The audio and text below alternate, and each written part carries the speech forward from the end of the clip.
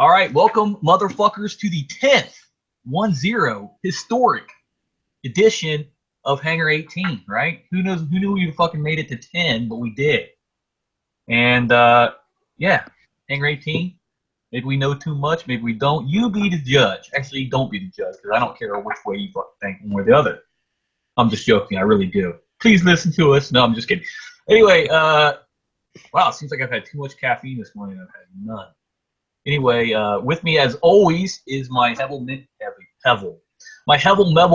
compatriot. Hevel Mevel. Hevel Mevel compatriot, Dreadwind. What's up, everybody? See that? And Dreadwind is obviously also on the decaf. Yeah. Even though, from what I understand, they can't ever get all the caffeine out of it. I don't really fucking drink coffee. I don't either. Mostly because I can't even stand the smell of it. It's kind of gross to me. I can't stand it. Yeah. You know, this is the 10th episode, and in dog's years would be on episode 70 now. Oh, yeah. Okay, so today we decided that instead of heavy metal news, we would have a segment of create your own super band. And this was Dreadwind's idea, so if it sucks, you know who to blame. Dreadwind. All right, so this is gonna be awesome. I love this. I'm gonna let you. Yeah, I don't know about that. I want to go ahead and let Dreadwind go first because I'm just gonna be magnanimous today. There you go, Dreadwind. Really? Is that is that way you're saying that you didn't think of anything yet?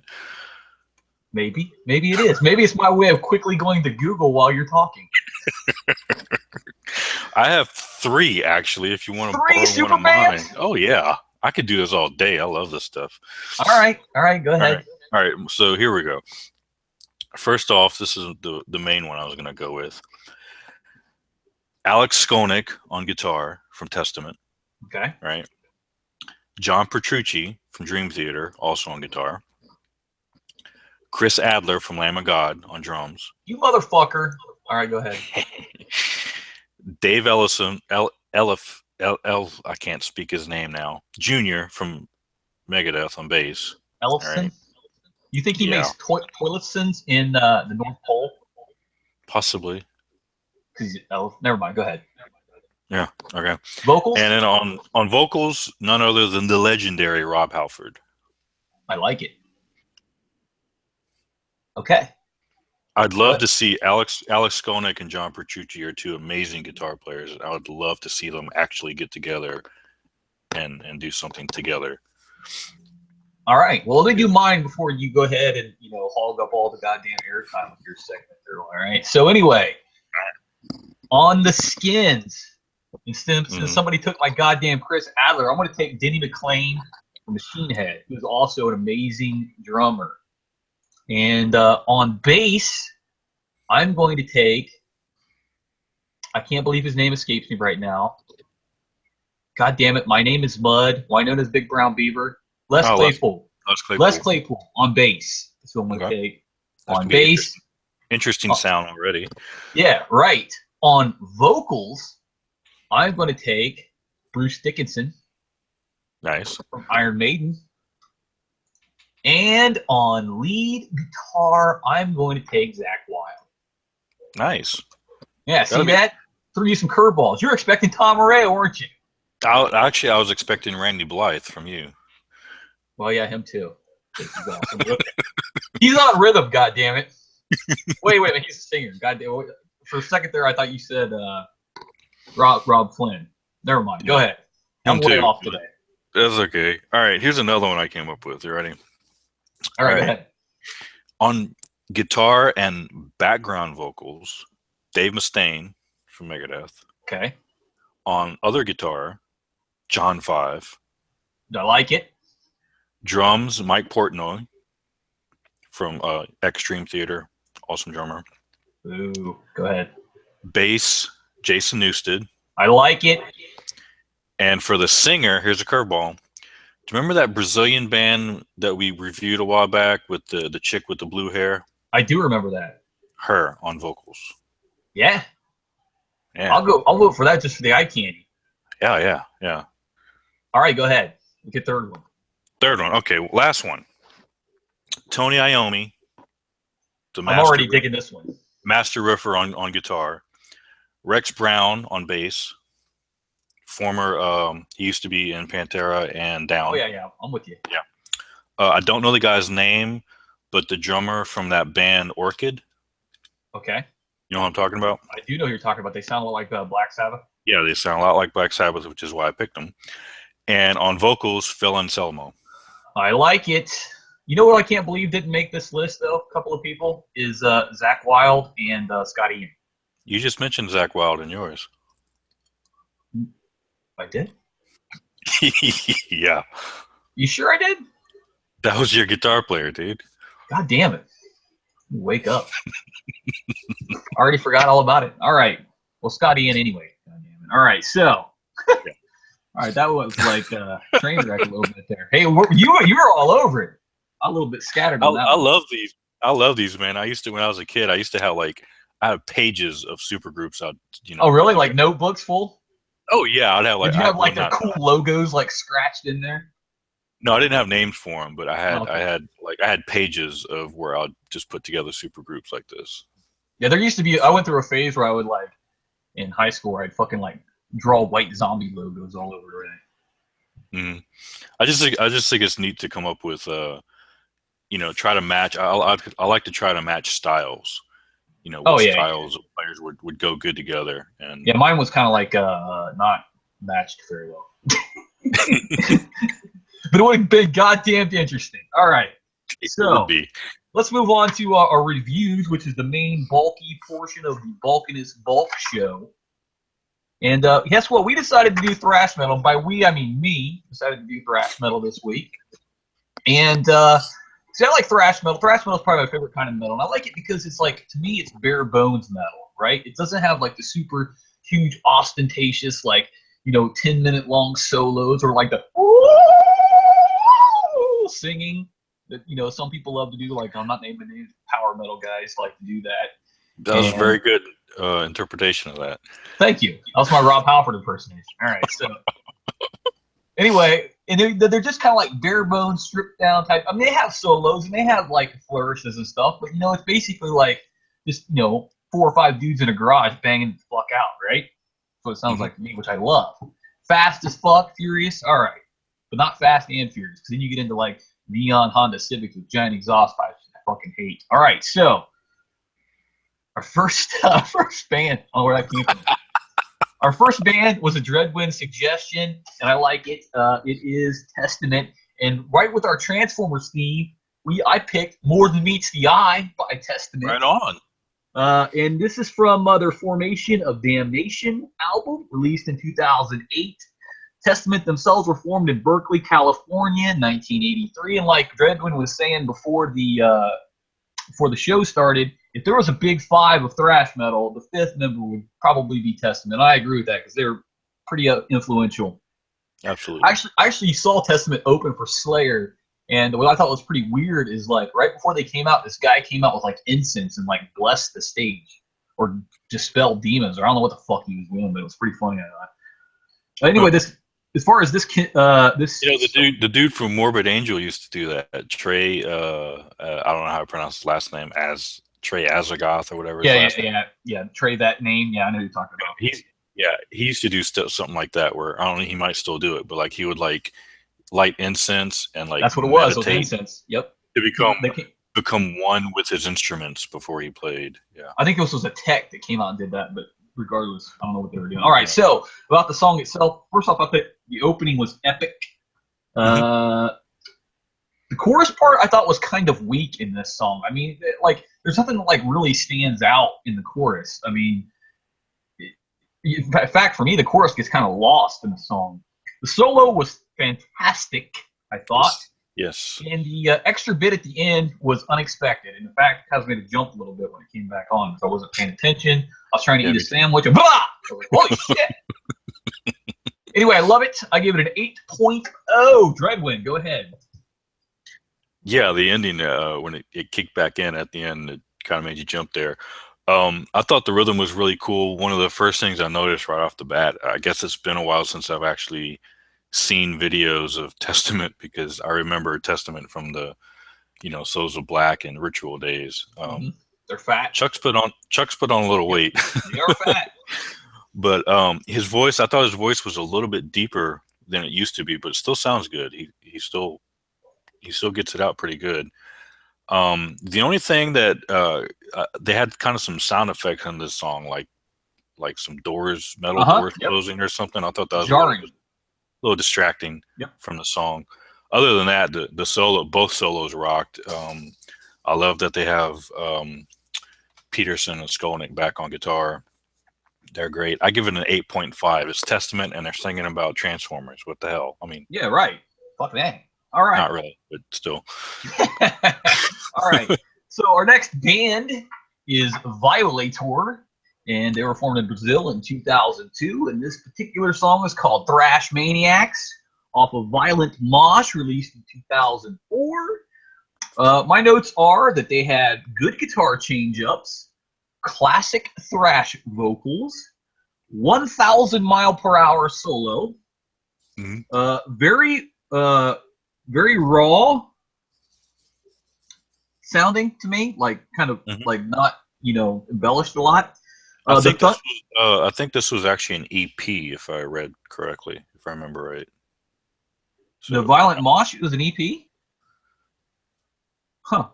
I thought that was like an 8-song album. Well, be damned. All right. Well, anyway, I may be wrong, but I think there's another one in here that was an EP. Okay, maybe I'm thinking of the other one. All right, the thundering drum part I thought was good. The only thing I didn't like about the entire song was at the very end where he did that burp thing. I mean, I know that like that's kind of a nod to James Hetfield, I think, but I didn't like that. But still, I love the song overall. I actually rate this a little bit better than the Testament one. I give this one 8.5 because it's like, to me, it's like textbook thrash. Go ahead. Okay. Yeah, the intro kind of reminded me like something off Kill 'Em All, you know, old early Metallica. Kind of had that vibe to it. I thought the vocals were really low in the mix. They were kind of hard to hear, his vocals over the music. The music was up high, and then his vocals were too low in it. And he a couple of times he tried to scream and couldn't. He was like, "Blah!" Like, did you know? You've all been there. Yeah, but don't put it on a song, man. And then the burp at the end was, I thought the solo was pretty damn good though. Like right away, I noticed like a lot of these solos are obviously better than the Kirk solos from the last Metallica album. Oh yes, it was painfully obvious that these solos were better from a lot of these bands. But anyway, I digress. Overall, I just gave this one a 6. It wasn't bad, but I didn't like the vocals because they were too low, and two, he tried to scream a couple times and couldn't, and it didn't sound good. So fucking 6, way to bring me down. Yeah, I know. All right, good job. Fucking pissing on my parade over there. All right. Anyway, our next the music was good. Our next band is a band called Suicide Angels. They were formed in Greece in 2001. And this is the title track to their 2012 album, Bloodbath. And it's thrash as fuck, right off the rip. I mean, just instantly you know it's thrash metal. The vocals are not as good, as, in my opinion, as the instrumentation on this. The vocals are just kind of meh, but the instruments were awesome. They had 2 little short solos in it, which I thought both of them were really good. I could not pick out a single fucking word he was saying except the title. I mean, I could hear Bloodbath, but other than that, I couldn't tell any of the wording. So he could have been singing about, like, I don't know, anally raping demons, and I wouldn't know. So, but I did like that, like they did this little slow down part. I thought that was pretty awesome, pretty fucking awesome. Yes. And I give it a 7.0. I kind of liked it, but like I said, I mean, I just really couldn't tell what he was saying. The vocals just ruined it for me, just like it did for Dreadwind in the last one. But I'm not going to be such a goddamn Debbie Downer about it. Go ahead, Dreadwind.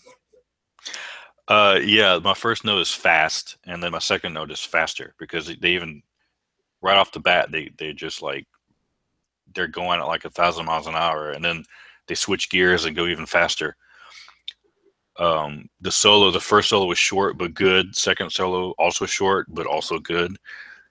And then that change up were about about 3.5 minutes in, and then it goes into the outro. It slows down. It gets real heavy. Right. And I thought it was fucking awesome. Yeah, I agree. Yep. I wanted more of that. I wanted them to go into more of that, and they didn't. You know, I wanted that to go somewhere else in the song.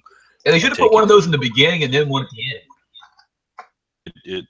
Oh man, it left me wanting more. So overall, I liked it, but it left me wanting more. I gave it a 7. So 7. Hey, look at that. Yeah. Same as me. All right. So our next band that we did was a band called Destruction, and they were formed in Germany in 1982. And I'm not sure if anybody knows this or not, but they are considered one of the German Big Four. The other three being Creator, Sodom, and Tankard. Okay. Anyway, I didn't know there was a German Big Four. What's that? There is. I didn't know there was one. Okay. The song is called "Thrash Till Death." It's off their album "The Antichrist," released in 2001. I really like the screaming guitars. The guitars actually sounded like they were screaming, like they were like, I don't know, like a chorus of demons screaming for, I don't know, whatever demons scream for. More flames? Who the fuck knows? Anyway, one part it sounded like he was saying potatoes, tomatoes. But he was saying dictators of cruelty, because I went and looked up the lyrics, and he was saying dictators of cruelty, but it sounded to me like potatoes, tomatoes. Potatoes, tomatoes. Yeah. There was a definite Slayer influence to this band, you know, obviously. Yeah. And I really like the outro as well. I like the song overall, and I really love Destruction. I give it an 8.0. Dreadwind, go. Yeah, it's got a kick-ass rhythm. The vocals were a bit, not quite black metal style, but a little more into the black metal than thrash style vocals. I don't know how to describe it, but they were good though. The solo sounded good, but I thought the solo sat kind of low in the mix. It was hard to hear most of the solo itself. But the guitars were, other than that, the guitars were great. Rhythm was good. It did start to feel just a little bit long towards the end. That's one of the things with thrash songs. When they, if you don't have any type of change up in them, a 3 to 4 minute song can quickly feel like a 5 to 6 minute song because there's just no change up in it. You know what I mean? Mm-hmm. This one started to feel like that a little bit, but overall, I really liked it. It was a pretty good song. I give this one an 8.0 as well. Wow, look at that. We matched up twice. Yeah. You're finally learning. All right. Next band, Sodom, with M16. And this is the title track off their 2001 album, which is their 10th album, right? And again, they're also part of the German Big Four. They were formed in Germany in 1981. The opening riff, fucking amazing. The vocals were pretty harsh, I thought. I really like this. They had parts in there where like the guitar slows down and it gets kind of crunchy and gritty. I like that part. Mm-hmm. The solo was kind of different. It's kind of like almost discordant to me, but I thought it was good. It was creative, I thought. Way better than what we've heard. Again, like Dreadwind said, from fucking the new Metallica album. I mean, just blew that shit away. Mm-hmm. And I just wanted to say that any band that you have where you got a guy named Angel Ripper is going to be a good band. All right, and he's been the only person who's been in the band the whole time. So I give this an 8.5. Dreadwind, go. Yeah, I got cool intro as my first note. It's got a real killer rhythm to it. The solo, like you said, it was a little different, but it wasn't bad. I put not bad on it. The whole song kind of had a Sepultura vibe to me. Yeah, kind of, yeah. Mm-hmm. Yeah, kind of pick up on that, yeah. Even the vocals were kind of. I didn't know they were from Germany. I actually thought he might have been from Brazil because he had a bit of an accent to him. When he was singing, kind of like almost like Max does. But. You know, I just want to say something right there. Is it's really weird to me that like a lot of the South American fans love the German thrash, and a lot of the German fans love the South American thrash. It's really weird how like Germany and South America have like this. What's the word where two organisms get together and do shit together? Symbiotic. Yeah, symbiotic relationship. Yeah. So there you go. Anyway, go ahead. Yeah. Okay. You lost my train of thought. Oh. 8.5. I liked it. 8.5. Fuck, that's 3 in a row. I know, right? This is unprecedented. All right. It's thrash, man. Right. Fuck yeah. All right. Bringing people together. All right. So symbiotic. Yeah, there you go. Way to bring it to the circle, motherfucker. All right. So the next band that we're going to talk about is Creator. And if you don't know who Creator is, go to YouTube right now. I mean, Creator is so amazing. I love Creator. Full disclosure, I really love Creator. They're awesome. They're one of the German Big Four. They're born in Germany in 1982. And like, once you see a thrash band and you see like 1980 and then a low number, it's going to be awesome, probably. Right? This song is called Violent Revolution. It's a title track to their 2001 album. I fucking love the opening. It's just that da-na-na-na. It's just awesome. I did it justice right there, I think. You always do it justice. I know. I'm so good at pantomiming instruments. We both are, I think. The chorus I thought was a little bit stale. The solo in this one was also a little discordant. The breakdown was great. The breakdown was awesome. The only thing I'm going to ding it for is if you look at the lyrics, the song is basically like a super duper left wing rant about, corporations and the military industrial complex and all that shit. That's the only thing I dinged it for. I'll try to give it a 9, but I give it an 8.5 just because of that. Go ahead, Mike. Cool. Yeah, the guitar harmonies were pretty cool in it. I liked the ending solo, which was a little more melodic than the other stuff. The main solo itself was, like you said, it was a little what's the word you used? Symbiotic? No, it was discordant? Yes, that was it. But I thought it was okay overall. The song itself was pretty heavy. It was really, really cool groove and rhythm to it.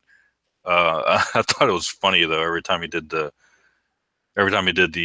chorus, he didn't say revolution. He would say revolution. Revolution. Yeah. Revolution. Maybe he's French and not German. I don't know. But it just sounded funny. 7.5 on that one. 7.5. Well, I fucking knew you wouldn't keep up your track record of getting shit right. Had to fuck it up eventually. Like a goddamn soup sandwich over there. Somebody's got to keep you in line. I guess. All right. Moving on to our next band. And it is Toxic Holocaust. And let me just stop right there.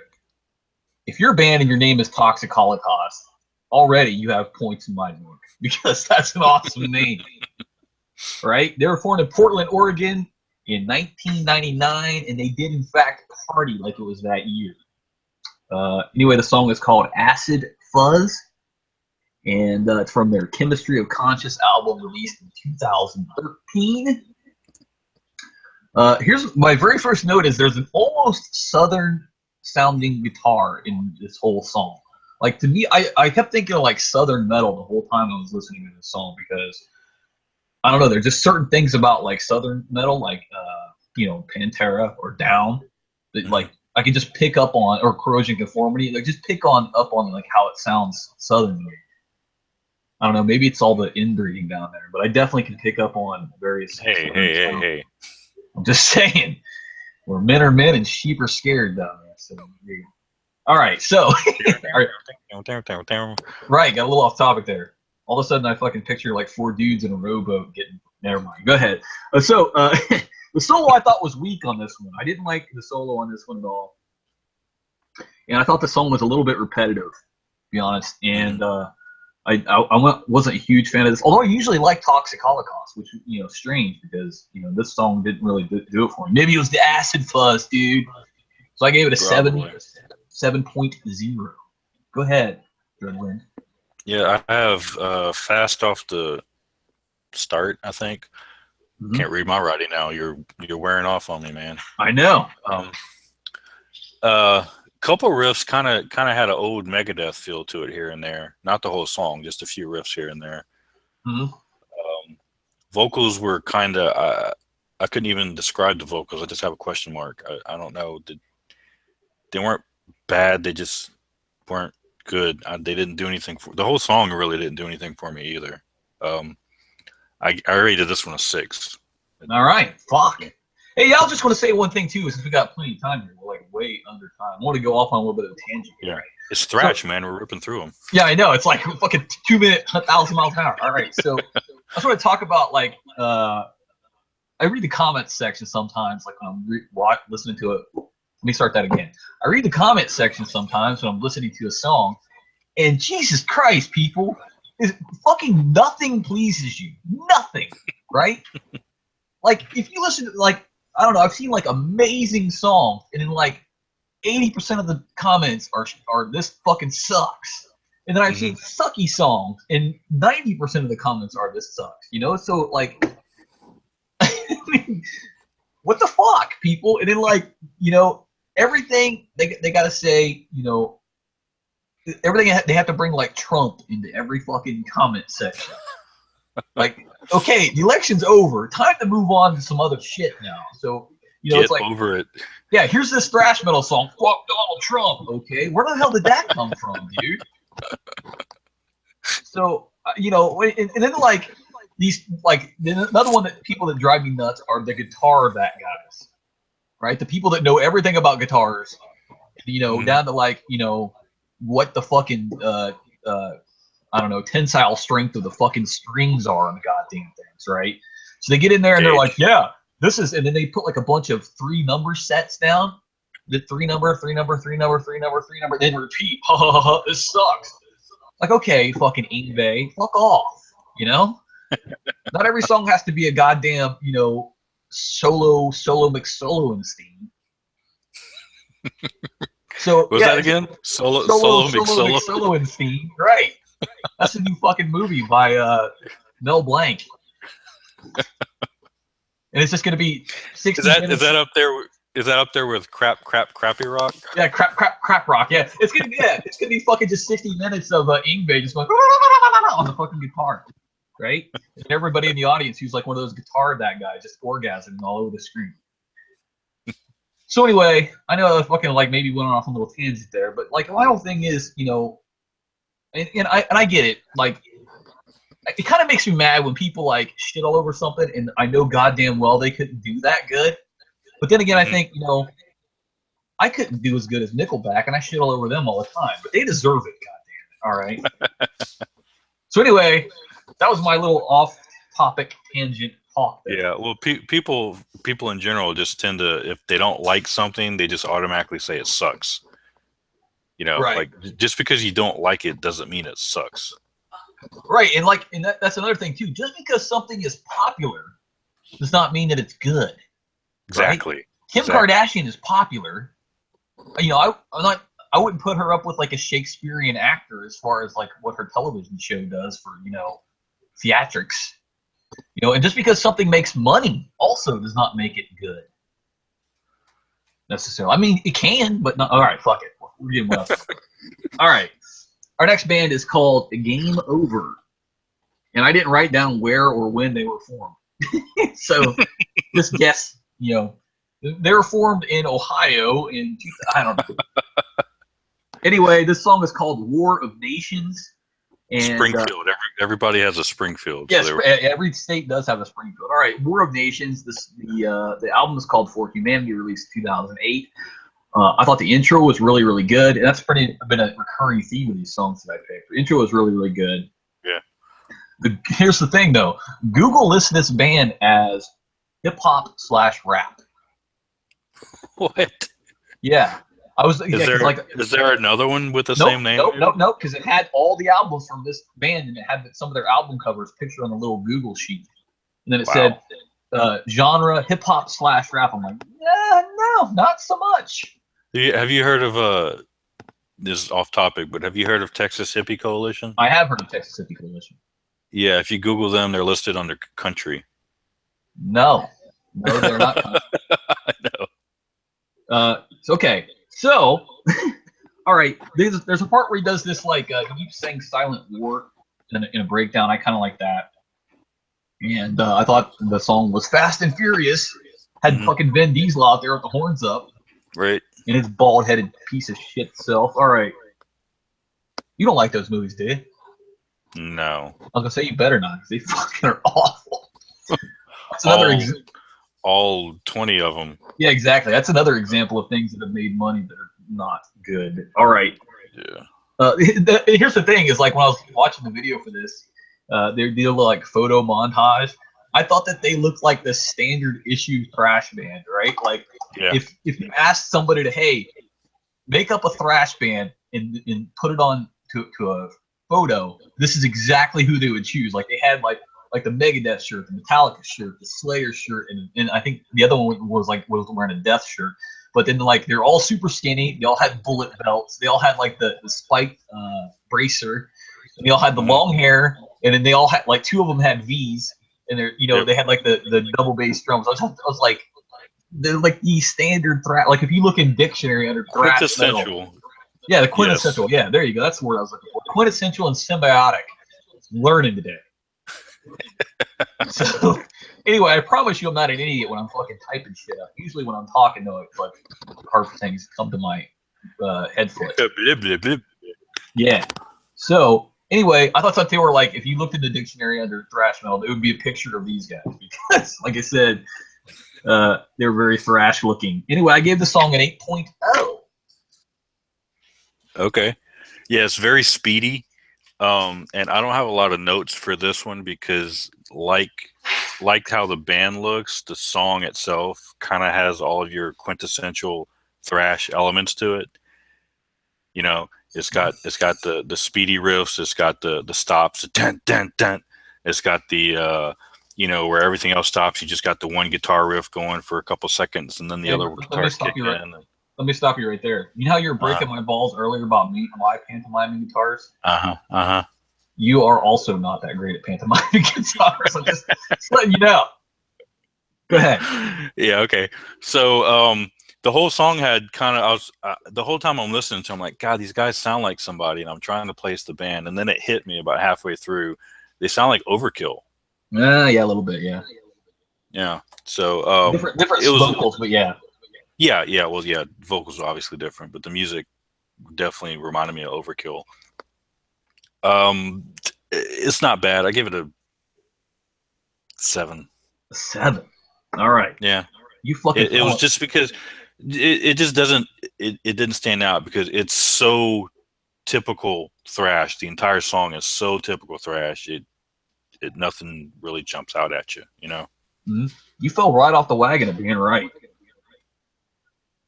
Just like, fuck that, I'm not being right anymore. I've only got 3 on minute. All right. I'm a rebel. I know. Without a cause. You got. Hey, we just did Rebel Yell too. All right. Wait a minute. And that also ties into the Southern thing. God damn. We're like maestros over here with the meta. All right. Interweaving webs of metal and. Yeah, right on. Okay, so our next band is a band called Havoc, and Havoc is another band that I love, and they're like another one of those lesser known bands that like you find on YouTube and you're like, holy shit, what is this? So they're formed in Colorado in 2004, and for the first, I listened to like 15 Havoc songs, and I could have sworn they were from another country just because of the lead singer, but no, Colorado. So maybe Colorado is another country now. But anyway, this is the EP. This is their self-titled EP, Point of No Return, released in 2012. Very first note I have is you can hear the bass, which is atypical of thrash metal. The drums were thundery as fuck.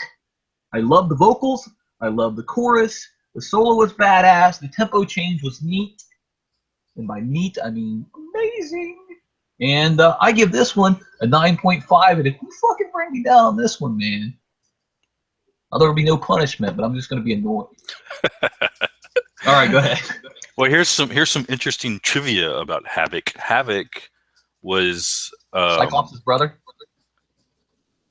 No, he's got the thing on the chest, and he cries Havoc, and the energy beam comes out. Yeah, that's Cyclops' brother. That's Alex Summers. Okay. Scott Summers' brother, dude. All right. I'm down with X-Men. I don't know that much about him, to be honest with you. All right. I just know he's from the Marvel comics. But no, you see what you did again? Havoc was managed by none other than Dave Mustaine's son, Justice Mustaine. I like it. For a while. And Justice actually got them on tour with Megadeth for a big tour around the country. This was probably a year ago, I think, very recently. And then they dumped him, so he's not their manager anymore. Apparently, they decided he wasn't worth paying him, so they split ways. But anyway, Sweet. Just some interesting trivia for you there. I just want to say one thing though before you start here. Yeah. Say, when Dave Mustaine, when his wife had that kid, if James Hetfield was there and said "and justice for all," that would have been the greatest single thing ever in history. Yeah. All right, go ahead. He's actually pretty good guitar player too. That doesn't shock me. Yeah. So anyway, jeans. Oh yeah, he's a cool dude. I like the guitars on this one. The solo is pretty good. The vocals aren't that bad. He's actually got a pretty good range for a thrash vocalist because he kind of has kind of picked up on like 3 different singing styles throughout the song that he would alternate through, you know, which is good. You need a change up in some of these songs. Overall, I thought they kind of sounded like Shadows Fall to me. Yeah, maybe. Yeah. So overall, good. I give it an 8. Not bad. 8, all right. Plus, he kind of looks like a young Tom Araya to me. Yeah, a little bit. Yeah. All right. They had the V's too. They had the V's going too in this one. Fucking A. You gotta love the V's. That's Thrash 101 right there. All right. Now, finally, the one you've been waiting for. Necrogoblicon. And where did you pull this one from? All right, so here's the thing about Necrogoblicon, all right? They kind of skirt a couple of different genres. And one of the genres they're a little bit thrash, they're a little bit death, they're a little bit other stuff, right? Anyway, the song was called No One Survives. And the whole reason why I picked it was because of, on my Thundercracker page, I say none survives all the time. And so I thought it'd be like, you have the bookend. You have more than meets the eye in the front, and none survives in the fucking end. So it's like a Transformers fucking Ouroboros. You know what that is? That's a snake eating himself? Okay. Anyway, from their album Stench, which was released in 2011, the band itself was formed in Los Angeles in 2006. Very first note I have is the video is fucking amazing. If you haven't seen this video, go and watch it, because it's awesome. It's like, throughout the entire video, you are self-identifying with and having pity for and sympathy for an evil goblin. Yes. They're a mix of thrash and death metal. What they showed at one point, they show the goblin in the car, and it really reminds me of like what I do in the car. Like he's just like thrashing his head around. Like he does not give a fuck what cars around him think. He's just going to town. And that's what I do when I'm in the car. I'm just like, singing and fucking banging my head to the music or whatever. And like, I know I've gotten weird looks from people. And actually, cool story about that is one time I had a really, really good car stereo system, and that car got totaled. But and this car stereo system had to go with it for some reason because of insurance purposes. But so I was playing Cherry Pie of all songs in that car, right? And it just had it like cranked up to like, because my wife had it on the iPod or whatever, had it like cranked way up. I turn around and look, and there's this chick in the car next to me, and she's just singing every single word of it to my car stereo. So I thought that was awesome. She was a good-looking chick too. I was like, holy shit, let's do the rest of the video. But anyway, I digress. Mix of thrash and death metal in this particular case. The solo was pretty good. What the fuck? Dove music port? I don't know what that means. But whatever I was thinking there. All right.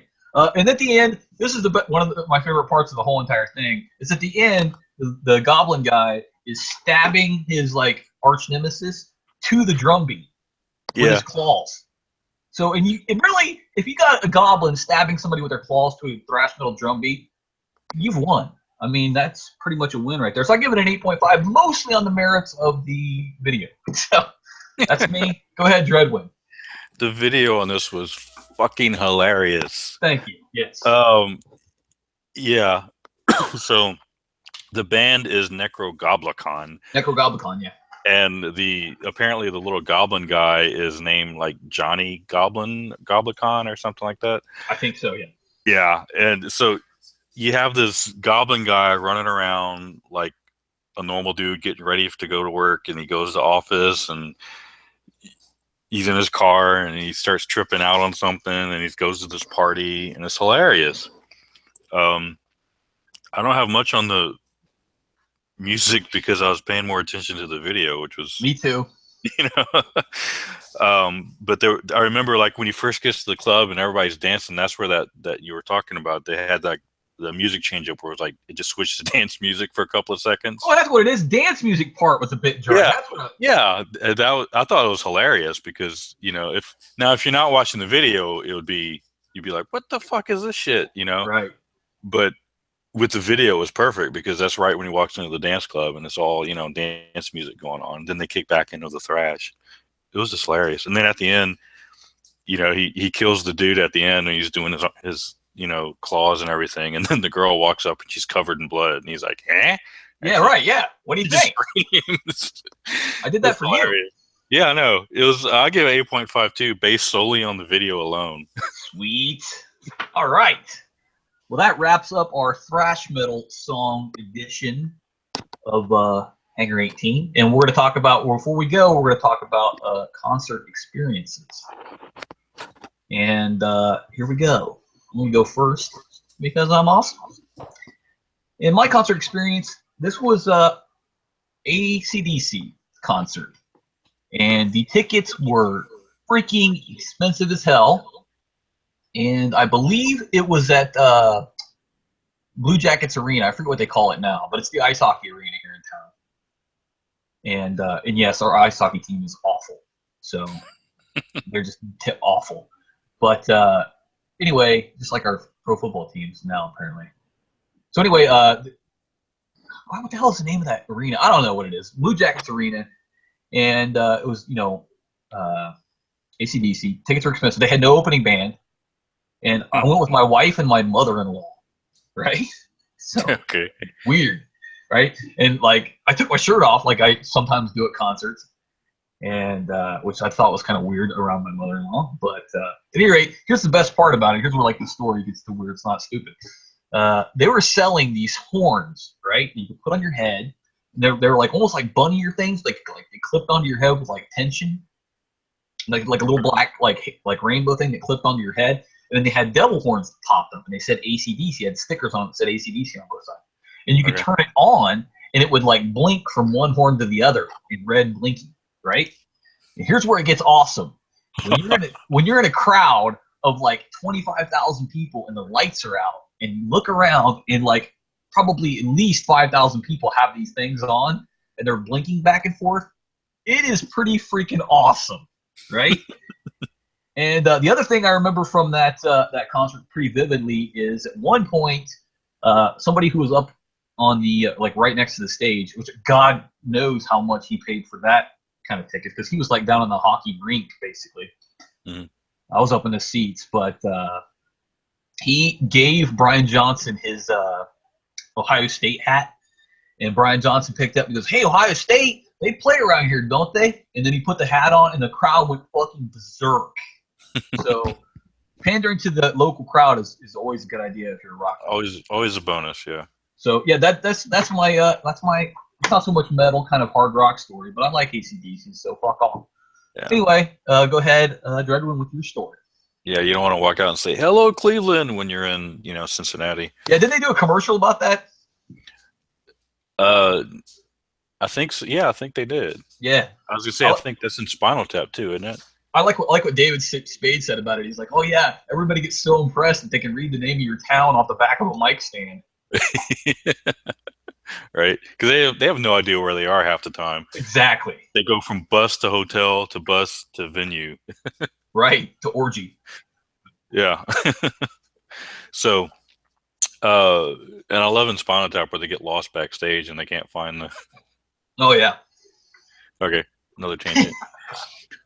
So my story, I went to an Ozfest in Dallas, Texas. Now the location is important. This is Dallas, Texas. Ozfest back in the early 2000s at some point. And I remember it, Dallas Ozfest is in the summertime. Dallas in the summertime gets pretty fucking hot, right? Mm-hmm.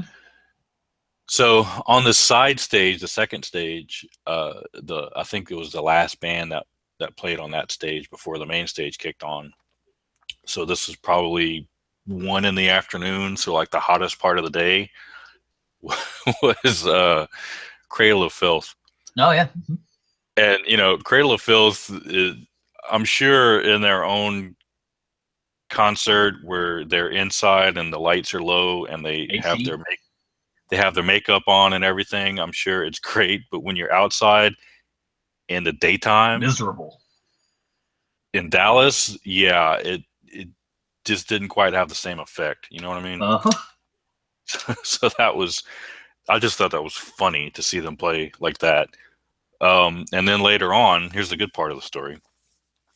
So later on the main stage, we're waiting for Disturbed to come on. And then they get on and they start playing. And it's Disturbed. They're playing. Everything's okay. But then about halfway through their set, they invite somebody out on stage. And we're in Dallas. Guess who comes on stage? Vinnie Paul. Vinnie Paul and Dimebag Darrell. Sweet. This was probably 2003 or 2004. So it was just before. Right. Tragedy. Yeah. But by the way, R.I.P. Dime, that happened yesterday. Absolutely. So. Yeah, absolutely. So they came on stage and they jammed out with Disturbed to 2 Pantera songs. I can't remember the second song, but I know one of the songs was Walk. Sweet. And it was fucking awesome. And that's the only time I got to see Dime actually play live. So that was pretty sweet. Nice. And then I don't remember much else. Everything else was the other bands were good. Oh, that was the year, if I remember right, that was the year Ozzy came on for the headlining show, and that's the year that Jason Newsted was on bass with him. Oh, nice. For that tour, so that was cool too. And he had Zach playing with him. So that's speaking of supergroups. There you go. Yeah, so that was cool, and I think he brought Sharon out on stage at some point. Oh, yeah. Was it Fat Sharon or Skinny Sharon? No, she was like on the show at the time because they were doing the show at the time. Oh, the Osbourne show. Yeah. Yeah, I believe so. Yeah. Yeah. Because I don't know. I've seen Sharon Osbourne where she's like kind of big, and then like she's on this show called The Talk, and she's pretty svelte on The Talk. Mm-hmm.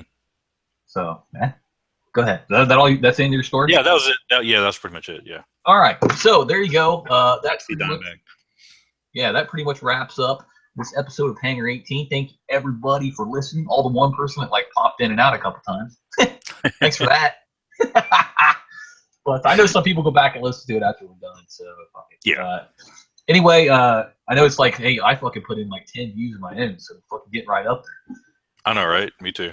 we have like 22 views and like 10 are yours and 10 are mine. Right. That's the way to go right there. So yeah, but hey, I enjoy doing it anyway. So anyway, everybody, thanks for listening. And again, R.I.P. Dime, and also R.I.P. to John Glenn, because that's an American icon right there. Oh yeah, yep. And unfortunately, passed away yesterday, which I kind of sucked. But sorry to be a Debbie Downer at the fucking end. I'm taking a page out of Dribble. Well, he was what, 95? Yeah, he was. I think 95 or 96. Yeah. Yeah. So and he was at the James here in Columbus, which is the James Cancer Center, but they're not releasing the cause of death yet, so not necessarily cancer. Yeah. Well, he had a good life. He had a good run. Yeah. Oh yeah, definitely. I mean, he was the first man to orbit the Earth. Well, first American to orbit the Earth. So anyway, fucking downer note on the end here. Anyway, let's want to say fucking horns up, fucking heavy metal forever, thrash metal forever, Dreadwind. Stay metal. All right, we're out.